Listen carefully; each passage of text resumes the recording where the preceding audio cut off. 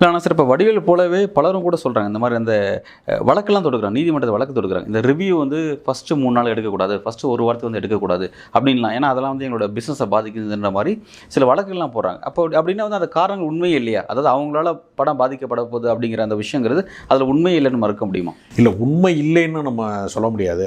இப்போ உதாரணத்துக்கு பிளாக்மெயில்னு ஒரு படம், அந்த படத்தை நான் சமீபத்தில் ஜிவி பிரகாஷ் நடித்து அந்த படத்தை நான் பார்த்தேன். அந்த படத்துக்கு போகலாமா வேணாமா அப்படின்னு சில நண்பர்கள்ட்ட பேசும்போது, பிளாக்மெயில் படத்துக்கு போகலான்ட்டு, ஐயோ போயிடாதீங்க அந்த பக்கம் அப்படின்னு சில பேர் தடுத்தாங்க. என்னை கையை பிடிச்சி எழுதுக்கிறாங்க, அங்கிட்டு போயிடாதீங்க, இந்த சாலையை கடக்கும் போது அடிபட்டுறாதீங்கன்னு கையை பிடிச்சிருப்பேன். அதே மாதிரி எழுத்தாங்க என்னைய. அதை மீறி என்னுடைய நண்பர் ஒருத்தர் நடிச்சிருக்கிறாரு அப்படிங்கிறதுக்காக, தயான் ஒருத்தர் என்னுடைய நண்பர் நடிச்சிருக்கிறாரு அப்படிங்கிறதுக்காக நான் படம் பார்க்க போயிட்டேன்.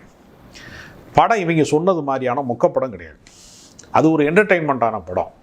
அதுக்குள்ளே வந்து ஒரு நல்ல மேக்கிங் இருந்துச்சு, மிக சிறப்பான ஒரு இசை இருந்துச்சு. சாம் சிஎஸோடைய இசை, பாடல் நல்லா இருந்துச்சு, ரொம்ப ரசிக்கத்தக்க அம்சங்கள் இருந்துச்சு. ஒரு நாட் பேட் அப்படிங்கிற மாதிரி ஒரு படமாக இருந்துச்சு, ஒரு ஆவரேஜ் மூவி அது.